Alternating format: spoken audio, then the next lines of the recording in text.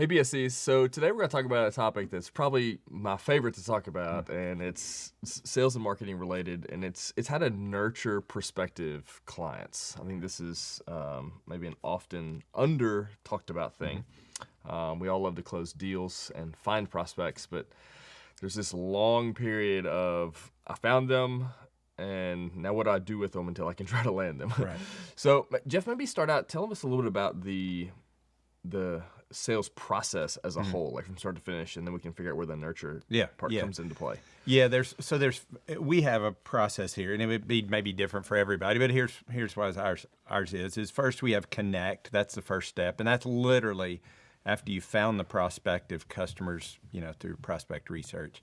It's literally making telephone calls and emails to just make that initial connection so you can discover where they are in the customer journey, and we can talk about that in just a minute. So it's connect, and then this nurture piece comes along there, and we'll spend all of our time talking. And then the next step is engage, and then there's follow-up, and then ultimately, if you win the customer, then there's this transition where you hand the baton off from sales to operations. Yeah. So you mentioned customer journey. What is the customer journey or the prospective customer journey? Yeah, so you think about it, when you call somebody, you would hope that all the stars would align, and that day that you called would be the day they just had a meeting in the office about changing janitorial companies. But that never happened. So really, that customer journey, and you can think about it even when we're buying products.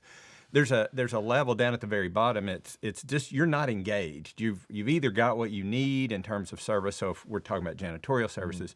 They're really pleased with their current vendor, or they're so busy they don't have time to fool with janitorial. So I would just call that uninterested.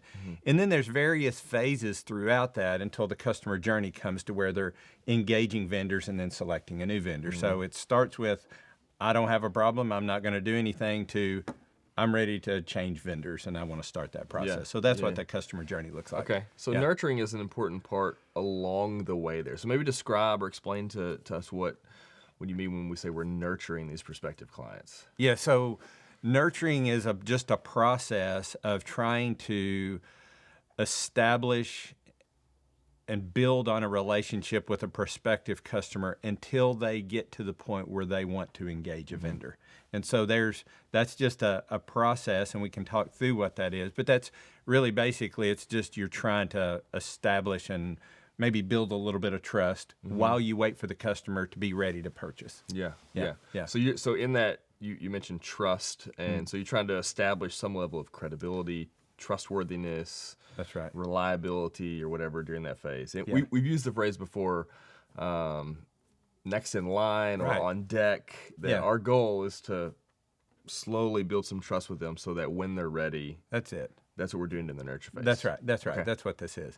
And there's a couple of ways. We'll talk about this. There's a couple of ways that we nurture. And the first is we nurture with telephone calls. So there's an element after we've made that initial connection telephone call that we do want to reach out and connect with customers. And so in our case, if we contact a prospect and they say, yeah, we do outsource the work, but we're just not interested in changing, we have a call cadence with them that we'll call them back about once a quarter. And in that call, in that nurture telephone call, we're basically we're going back to the original conversation and saying, hey, last time we spoke, you said you were pleased with your current vendor.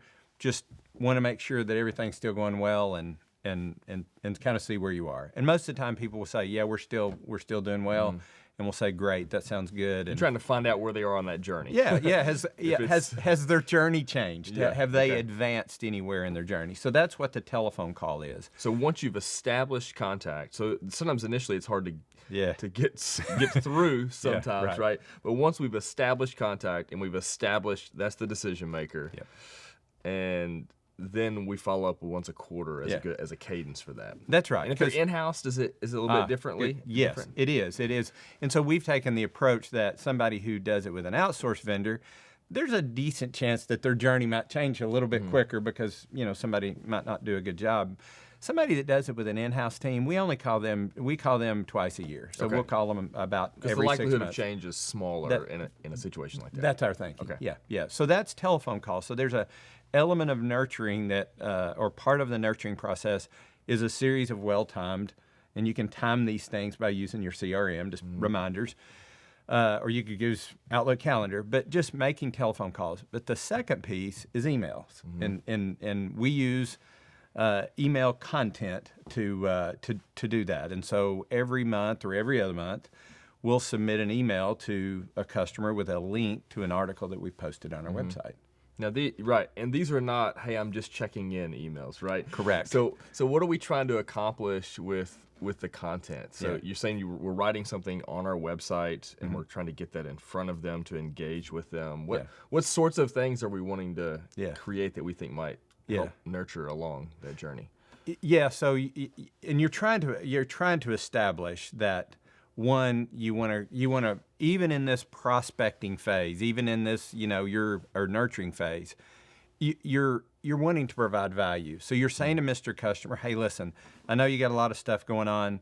Here's an article about 3 signs that your current janitorial company might be failing or might be struggling, or what are the elements that go into a janitorial quote, or maybe a discussion around the labor market for janitorial workers. But it's this idea that I'm going to try to provide you value. And then secondly, you're trying to establish yourself as an expert in your field. Yeah. And so, as you can imagine, most of these places just have hordes of janitorial companies, large companies down to, Bob's Cleaning, who are showing up on their doorstep. And we want to establish ourselves as that company who is professional, is an expert, who's a good steward of their time, and not trying to sell them all the time. Yeah.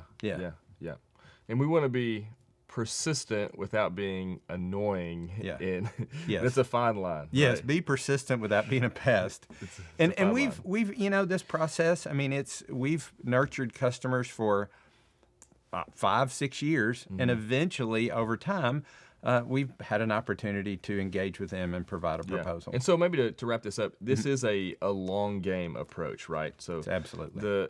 I think it's fair to say that the buying cycles for these contracts is often multiple years. It 2, is. 3, 4, 5 years. And Yeah. and we have nurtured for many years before landing a client. So that's right. That's okay. That's so I guess right. you're settling into, hey, we're in this for the long haul. Yeah, and this nurturing piece is critical to remain in front of the customers and just having a process. It's not super complicated, but just having a process and laying that out and deciding what you're going to do.